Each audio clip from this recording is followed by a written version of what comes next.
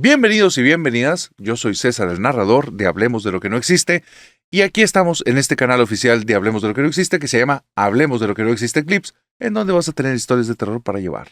Ahora sí, te voy a dejar con una historia que sé que te va a encantar. Encantar aquí es igual a aterrar.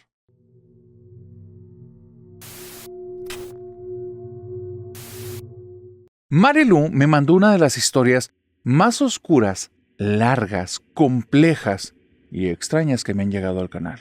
Una historia que ella comenzó a vivir a los 11 años y no ha parado a pesar de que ya tiene 24. Ella me dice, narrador, yo me acostumbré a vivir cosas paranormales porque viví muchas. Y cuando dice muchas, no se refiere ahí a un chisporroteo, a unas cuantas, a 5, 6, 7 situaciones a lo largo de la vida, no. Se refiere 100% al río oscuro, a una cascada demoníaca, a situaciones que no pararon desde los 11 años hasta el día de hoy, que hicieron que por su corta edad no tuviera otra forma de afrontarlo que tener que adaptarse. Como por ahí dice una amiga, o te aclimatas o te aclifriegas.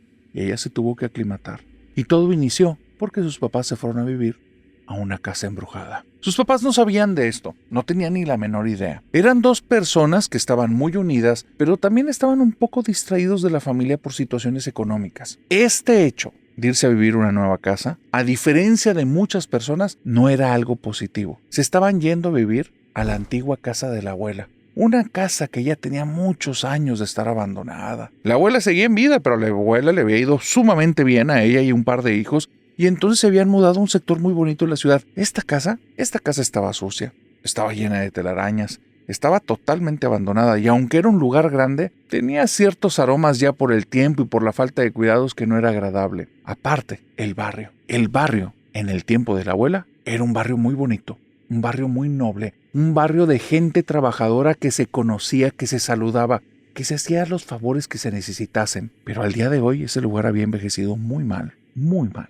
¿Y qué había provocado esto? Que varias casas estaban muy deterioradas y no era por falta de cuidados o falta de economía, es que los nuevos dueños tenían otra forma de pensar. Se sabía que en un par de casas de por ahí había maleantes. Se sabía que en otro par de casas de por allá estaban unas chicas que la situación, digamos, de la cual estaban viviendo, todos los vecinos la cuestionaban, todos aquellos vecinos que no formaban parte de su gremio. Era una situación en la que cualquier papá o mamá pensaría, si están enfocados en cuestiones de quererles dar una muy buena educación, pensarían en llevarlo o no a esos barrios porque saben de antemano que va a haber problemas. ¿Por qué te cuento todo esto? Porque estos pequeños detalles hacen que papá y mamá estén muy distraídos por cosas de afuera y se les olviden cosas de adentro. Estando adentro, ellos creen que la peor de las situaciones que van a afrontar los niños son esos olores horribles, esos cuartos sucios, ese piso que definitivamente necesita cambiarse, las llaves de los baños que hacen mucho ruido cuando sale el agua y que parece que en algún momento van a estallar, parece que son situaciones de estructura. Y eso es lo que hace que no se den cuenta que el verdadero peligro está dentro de la casa. Va pasando el primer año y el primer año papá y mamá están 100% enfocados en la remodelación del lugar. No pueden invitar a sus amigos, se sienten muy mal. Terminaron en ese lugar porque papá había iniciado un negocio propio, el negocio salió muy mal, terminó con muchas deudas y entonces la casa que tenían tuvieron que venderla para pagar todo. Se quedaron con una cantidad tan chiquita que se transformó en algún tipo de ahorro para poder pagar estudios, para poder pagar lo más básico durante un año, en lo que papá y mamá encontraban otras fuentes de ingreso. Por eso, las pequeñas remodelaciones que hacían en la casa eran remodelaciones que hacían, pero a cuentagotas, muy pensadas, muy bien consensuadas. Para comprar una silla era un dolor de cabeza. Papá y mamá se sentaban durante horas pero sí valdrá la pena pagar esos 100 pesos. Oye, son 100 pesos, sí, pero no nos sobran. Vale la pena, pues mira, la silla sí es de segunda mano y no se ve tan desvencijada. Ay, y desentona, pero no tanto. Y 3, 4, 5, 10 veces se reunían para finalmente decidir si sí o si no. Eso hacía que esta casa pareciera como un collage. Sillas de diferentes tipos, la mesa con una pata que no le va. Llegabas a la cocina y en la cocina había cuadros viejos, fotos nuevas, pósters, porque las paredes normales, la pintura que tenían estaba tan fea, estaba tan carcomida, que querían ocultarla de alguna manera. Y comprar un tapiz no era opción pagarle a un trabajador. Así es que intentaban poner cosas para distraerle el ojo al macho, como dicen por ahí, cambiar ahí un poquito la mirada de las personas que fueran a la casa, pero eso mismo, que hacía que esta casa pareciera un collage, hacía que ellos no invitaran a nadie. A veces iba el hermano de una o el hermano del otro, en ocasiones fue la abuela y no pasaban de la entrada. No porque hubiera algo paranormal o que sintieran algo extraño, es que la casa realmente se veía fea y triste. Y sentían ellos que si ellos se estaban sintiendo así, simplemente al estar al recibidor, ¿cómo no se iba a sentir la familia si entraban más allá de ahí? Se notaba que no tenían el dinero ni la capacidad para poder limpiarla bien, para poderla remodelar, y nadie se los iba a exigir. Así es que poco a poco la familia se fue quedando sola ahí. Eso hacía que papá y mamá se enfocaran mucho en el exterior, los trabajos, y que con los niños fueran muy estrictos. Llegas de la escuela, te encierras aquí y no te sales con nadie. Aquí no vas a tener amigos, aquí no vas a conocer a tus vecinos, aquí no vas a hacer ningún tipo de relación. Los 3 hermanitos estando en la casa, pues poco a poco se fueron encontrando, aunque no eran los únicos que vivían ahí. Cuando llegó el segundo año, el hermano de en medio, que lamentablemente padece una condición del oído, lo que lo hace escuchar de una forma muy disminuida todos los sonidos ambientales, las voces, cualquier tipo de sonido, es el primero en darse cuenta que hay algo raro en la casa. Él no es tan bueno con el oído, pero es otro cuento cuando te hablo de vibraciones. Si él pone la mano en un bajo, en algún tipo de instrumento, y alguien lo está tocando, puede imitar hasta los movimientos, reconoce los sonidos por medio de la vibración, tiene un tacto impresionante, pone la mano en el piso y puede detectar gente dentro de la casa e inclusive si hay carros pesados que están a punto de llegar a la cuadra. Tiene un tacto tan sensible que el día que puso la mano en la pared y sintió que alguien se estaba arrastrando en el techo, le generó tantos escalofríos que tuvo que salir corriendo de su habitación. No se escuchaba nada, se sentía por medio de las vibraciones y la imagen que tuvo en la cabeza fue clara. En el techo de la casa hay alguien, un sujeto, probablemente un hombre, no una mujer por el tamaño, que se está arrastrando. Y puede ser algún tipo de ladrón que se quiere meter o algo diferente, porque había algo raro en ese arrastrado. De repente ya no se percibía y cuando volvió a aparecer ya no era la misma distancia. Es como si hubiera tenido un espacio en el que desaparece y aparece a 1 o 2 metros de ahí y aparece a 1 o 2 metros de ahí y desaparece otra vez y aparece a 1 y 2 metros de ahí y va de vuelta y va y viene. El problema es que esa sensación lo invade y ahora en cualquier parte de la casa, desde sus pies, puede sentir como hay cosas que se arrastran. Lamentablemente ya se dio cuenta que no solo es en el techo, es debajo del piso. No sabe qué es. Su hermana, la mayor, tiene un carisma tremendo y va más o menos a la par del carácter que ella tiene porque, santo Dios, esa niña parece que comió diablos.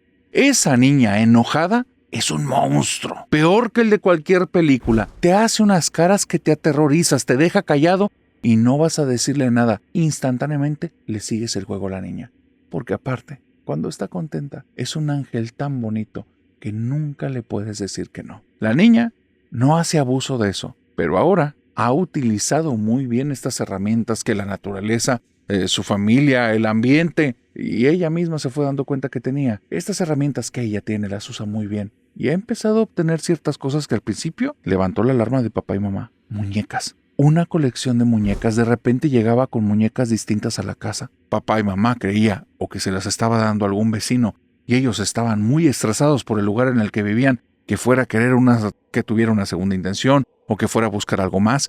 Y el peor de los casos, que la niña se las estuviera robando de algún lado. Porque Marilu ya había habido muchos momentos en los que pedía algún juguete, una muñeca, algún tipo de casita para las muñecas. Sus papás no tenían para gastar en eso. Así es que entraba en ellos la duda. ¿Marilu se los estará robando a alguien? Pero no. Marilu es una niña decente. Ángel, demonio, sí, pero decente. Y ella lo que hacía es que se las pedía a sus amigas. Les decía que desde hace mucho tiempo papá y mamá no le podían regalar nada, que si por favor tenían alguna muñequita usada que tuvieran por ahí, ella se las agradecería mucho. La única mentirilla que decía es que no les decía que era para ella, les decía que era para su hermanita, la menor de todos. A la hermanita, la menor de todos, les gusta jugar con carritos, ni le interesan las muñecas. Así es que mira, Marilu, una vez que llegaba con las muñecas a la casa, ni quien le chistara. Hasta que mamá y papá notaron que ya eran como unas 5, 7, 10, 15 muñecas cuando fueron a hablar con ella. Y Marilu, ¿de dónde estás sacando esto? ¿Quién te los está dando? Y cuando descubrieron la táctica, aunque no quisieron, estaban muertos de la risa. ¡Ah! Les quitaron un mundo de encima. La sensación de que algún vecino le estaba regalando cosas o la sensación de que ella estaba robando los estaba carcomiendo por dentro. Saber que la niña lo que estaba haciendo era decir que la hermanita estaba pidiendo juguetes. Ya era un problema, pero un problema menor. Le pidieron que por favor ya no lo hiciera. Mínimo no lo hiciera tan evidente y tan seguido. Aunque Marilu me dice, narrador, lo que empecé a hacer es que ya no llegaba con ellas abrazadas, las metía en la mochila y llegaba a la casa con las muñecas escondidas y ahora las nuevas las metía adentro de las viejas porque ya las tenías todas sentaditas como en filas. Entonces las metía como que en los huecos y mis papás no se dieron cuenta. Para mí, vivir en una casa tan fea, porque la casa era fea y me daba miedo, esta situación de las muñecas era mi bendición. Tenía ya más de 25 muñecas. Todas mis amigas bien lindas les habían pedido también a primos y a primas. Y para mí era iniciar mi colección. Yo no sé si fue eso o fue mi papá, al estar trayendo tanta cosa usada, lo que hizo que estas cosas que estaban en esa casa despertaran. Y que se entienda, yo sé que despertaron. Yo sé que no las trajimos, pero con algo las despertamos. Empezaron las cosas a irse, digamos que de normal, porque mi hermano era el único que decía que sentía algo, a mal. De repente mi hermana no podía estar sola. Mi hermana era insoportable. Era un demonio de Tasmania. Llegaba, te movía las cosas, te tiraba las cosas de un lado para otro. Los lápices los confundía con balones de fútbol porque los aventaba al piso creyendo que iban a rebotar. Agarraba también mis libros creyendo que eran algún tipo de frisbee o de boomerang, porque los arrojaba y los mandaba a volar. Mis muñecas para mí eran así la cosa más atesorada de ese momento. Así es que el día que intentó agarrarlas, le grité. Y le grité como nunca: si te atreves a agarrar eso, te rompo todos tus carritos. Y ella se quedó congelada y nada más se salió del cuarto. Narrador, nunca había sido tan mala con alguien y nunca le había hablado tan fuerte a alguien, pero es que yo la conozco. Y si empezaba ya no iba a terminar nunca, me las iba a dejar pelonas. Y yo no iba a permitir eso. Esta niña ya no podía estar sola en la casa después de un par de meses o un año, porque no me acuerdo exactamente cuándo inició, porque decía que había una niña que vivía debajo de su cama. Para mí, eso era un juego de mi hermanita, pero la verdad es que conforme vi que ya no quería acercarse a su cuarto, que quería pasar todo el tiempo con mi hermano o conmigo, aunque no dijéramos nada, sin aventar nada, sin destruir nada, dijo: algo malo está pasando. A esta niña me la exorcizaron, eso no está bien. Así es que le empecé a preguntar y me decía que sí, que debajo de la cama había una niña que tenía el cabello café, pero muy maltratado, todo lleno de lodo. La piel la tiene blanca y lo peor son los labios, los tiene morados como si se hubiera ahogado. Y que esa niña todo el tiempo está llorando y le dice que quiere jugar, pero que ya nadie la quiere porque nadie la recuerda. Mi hermanita narrador en ese tiempo hablaba mal, hablaba muy mal. Se le iban las R, se le iban las S, hablaba de repente con la DS, comía letras, pero cuando me dijo esas palabras que le dijo la niña muerta, no se equivocó en ninguna. A mí me dejó fría. Mi hermano no era ningún miedoso y ahora lo era. Mi hermana era el demonio en la tierra y ahora era una sedita. Lo único que quería y nos pedía es que no la dejáramos sola, y yo me di cuenta que algo raro estaba pasando en la casa. Después de eso, comencé a darme cuenta que mis papás estaban extraños. Cuando mi hermana fue a contarles esos sucesos, se callaron la boca, nada más movían la cabeza de arriba abajo, y estaban ellos metidos en su tema, y simplemente si les hablábamos de algo aterrador, ellos hacían como si no nos hubieran escuchado, como si la Virgen les hablara. Te digo porque un día en mi habitación vi cómo la ventana se abre y se cierra. No me dio miedo, se me hizo raro. Me imaginé a una persona abajo abriéndola y cerrándola, y fui y le dije a mi papá, porque él me hablaba mucho acerca de que había personas que se querían meter en las casas por ahí. Le conté eso y él me preguntó directo: ¿pero viste a alguien moviendo la ventana? Y le dije: no, papá, se abrió y se cerró sola. Ah, ok. Fue a la habitación, le puso un palo en la ventana y me dijo: ya sí está bien. Pero cuando eran cosas de ladrones, narrador, él no reaccionaba así. Él reaccionaba como un loco. Le hablaba a la policía, le hablaba a los vecinos, buscaba estar como que más personas estuvieran enteradas de la situación. En este caso, la ventana se lo guardó y solo puso el palo. Y yo me di cuenta que algo raro estaba pasando en la casa. Sigue pasando el tiempo. Un día en la noche, estoy acostada en mi habitación y veo a mi hermana que está justo en la entrada del cuarto. Yo nada más volteo y le dije: ay, ya sé que no te quieres ir, así es que vente. Y siento cómo ella se acerca a la cama. Yo ya tengo los ojos cerrados, le estoy dando la espalda y siento que se acerca, porque es algo muy raro. Yo no siento a las personas, no soy una persona sensible, no es que si alguien se me acerca lo voy a sentir al instante, pero ella era como si emanara frío.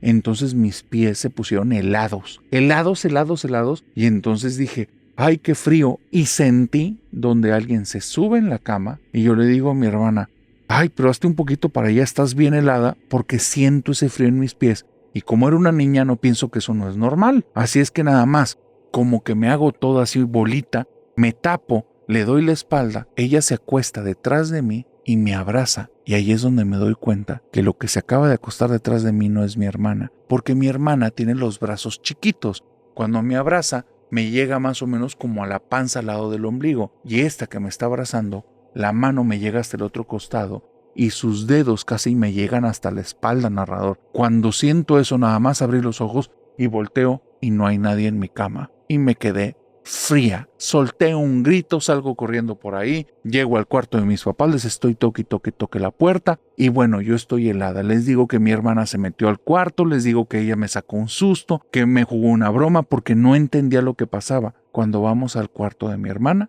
su cuarto está vacío y mi hermana y mi hermano están acostados los dos en la misma cama, abrazándose, pero están roncando. Ellos tienen dormidos un montón de tiempo. Yo entro ahí y cuando les llamo la atención porque les digo, a mí no me van a estar engañando, ustedes están despiertos, se levantaron de un susto y la cara la tenían tan pálida que entendí que no estaban actuando. Se asustaron, estaban bien dormidos y ahora me asusté más. ¿Qué fue eso que sentí en la habitación? En ese tiempo no sabía, pero no iba a ser la última vez que se apareciera. Mis papás se empezaron a ver cada vez más demacrados. Yo me empecé a enfermar. Mi hermano empezó a decir que tenía muchos dolores de cabeza. Y mi hermana empezó a tener muchas reacciones alérgicas en todo el sistema respiratorio. Estás hablando que de repente le detectaron asma, de repente están hablando que le tienen que hacer una cirugía para el tabique, de repente también hablan acerca de que no respira bien en las noches y ocupa un aparato para oxigenarse y yo estoy vuelta loca, o sea, se va a morir mi hermanita, ¿qué es lo que está pasando? Y es en ese entonces cuando voy con mi papá y le digo, papá, pasa algo raro en la casa. Y él me dice, ya sé, hija, pero no puedo hacer nada. Me quedo helada, narrador. Helada, ¿cómo que no puedes hacer nada? Es que ve lo que nos está pasando. Hay algo aquí en la casa. Ya sé, hija, pero no puedo hacer nada. ¿Por qué no puedes hacer nada? Porque no tengo dinero, hija. Porque no tengo dinero. Hay que hacerle frente, hay que ser valientes. No nos va a pasar nada. Y yo le digo, ¿cómo que no nos va a pasar nada si nos estamos muriendo, papá? Y él dice, ya, no seas exagerada. Como que mi papá algo le había pasado en la cabeza, pero no veía las cosas como eran. Y empecé a investigar. Voy y le pregunto a mis tíos, le pregunto a mi abuela, estoy haciendo llamadas todo el día para saber cuál era la historia de la casa, qué había pasado ahí. Porque aunque yo no sé de temas paranormales, pues mi cabeza de niña me dijo, ahí se murió una niña y esa niña es la que los está molestando. Hay que hacer que esa niña se sepa su historia y nos deje de molestar. Porque me acordé las palabras de mi hermana, ya nadie se acuerda de mí. ¿Qué era lo que la niña le había dicho, la niña que vivía debajo de la cama? A partir de mis investigaciones, narrador, investigaciones de una niña que son llamadas para preguntarle a la abuelita, a los tíos y toda esta situación, la casa se transformó en el mismísimo infierno. De repente estás escuchando pasos que vienen de un cuarto para otro, te asomas y ves la sombra de una niña, pero por cómo la ves, sabes perfectamente que no somos ninguno de nosotros. Es una niña que se metió en la casa. Un día un tío viene a hablar con mi papá porque él está muy asustado de que yo esté haciendo tantas llamadas como loca porque me la pasaba todo el día. Si mis papás me querían en la casa y no me iban a dejar salir, no me iban a quitar el teléfono. Así es que todo el día yo estaba marcando que un tío, que una tía, que un primo, que a la abuela y no paraba y no paraba y no paraba. Así es que mi tío va a hablar con mi papá y de repente después de un par de horas mi tío se sale de la casa frío. Mi papá después me contó que él en algún momento tuvo que dejarlo porque fue por algún documento, algún papel o fue al baño, algo, lo dejó ahí como 10 minutos y cuando regresa el tío está pero frío, pálido, temblando y nada más dice, ya me tengo que ir. Y le contó que vio como desde el pasillo venía una niña, él creía que era yo y entonces me dijo, hola Marilu. Y entonces cuando la niña entra en la habitación le ve la cara toda moratada, los labios de color morado. Él casi pega un grito, pero se aguanta porque sabe que estamos en la casa y nada más le dice a la niña, vete de aquí. Y dice que enfrente de sus ojos, la niña que estaba ahí en la habitación se desvaneció. Mi tío estaba pálido de miedo. Bueno, narrador, lo que va ocurriendo durante los siguientes años, porque vivimos ahí 6 años, fue horrible. A mí me empezó a generar un problema en los nervios muy fuerte. De nervios no me refiero a que sea una situación como de mis estados de ánimo, sino en mi sistema nervioso. Empecé a tener una fibromialgia.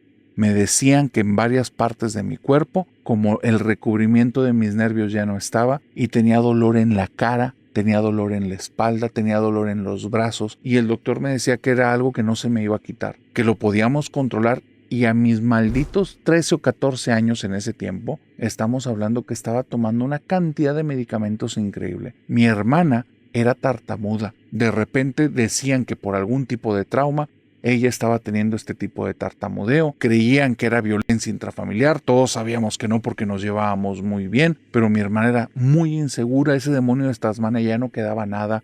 Todo el tiempo tenía miedo. Y es que decía que la niña la visitaba en el baño, que la niña la visitaba cuando estaba sola, y eso la llevó a ser súper insegura. Y cuando abría la boca, a veces la niña le susurraba cosas al oído, y eso le daba tanto miedo que se le empezó a generar esta situación de la tartamudez. Por otro lado, mi hermano no podía estar en la casa. Se ponía guantes en las manos y se ponía orejeras, porque él decía que escuchaba y sentía cosas que no estaban ahí. Nos estaba matando esa cosa. Pero yo llegué a una conclusión. Ahí en la casa pasó una tragedia. Y yo quería saber qué era. Así es que empecé a platicar con mis papás. Les empecé a decir que esto ya era algo serio, que ya teníamos mucho tiempo ahí. Mi papá no le había ido bien en ninguno de estos años. Tenía un trabajo, no duraba mucho tiempo. Empezaba un negocio, terminaba todo mal. Y antes era un tipo muy exitoso y ahora todas las decisiones que tomaba eran tontas. Y se veía porque hacía cosas muy tontas. De repente llega a la casa con un montón de bolsas de panes y con bolsas de salchichas y dice, voy a poner un puesto de hot dogs. Mi mamá le dice, pero primero es el puesto, después la comida.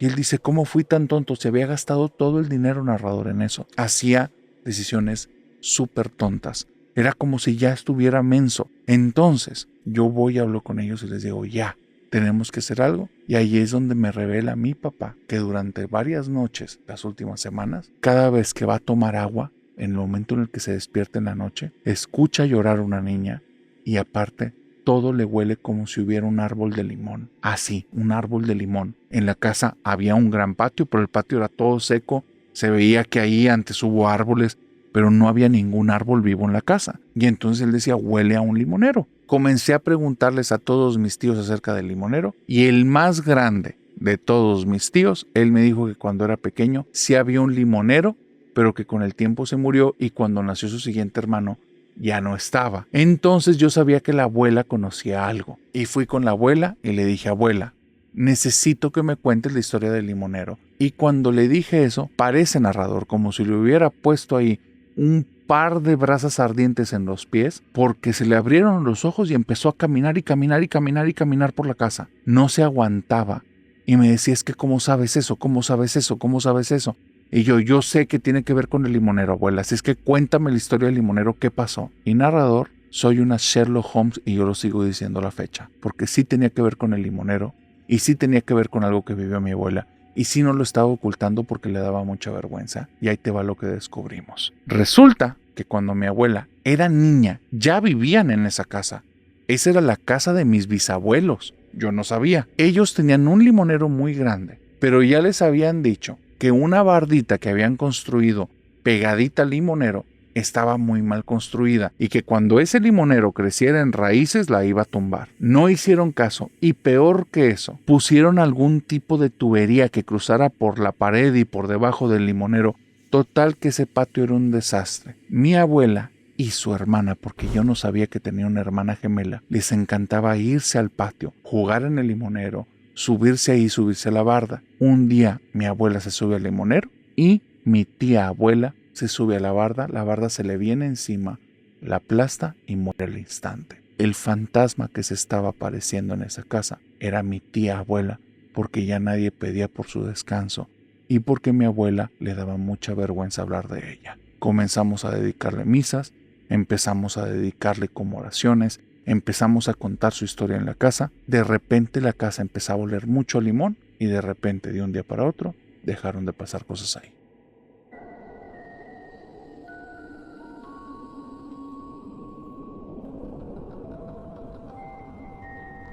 Y con esta historia, mi querida familia nocturna, hemos llegado al final de este clip. Pero recuerda que si te gustan las historias de terror, ya encontraste tu tribu.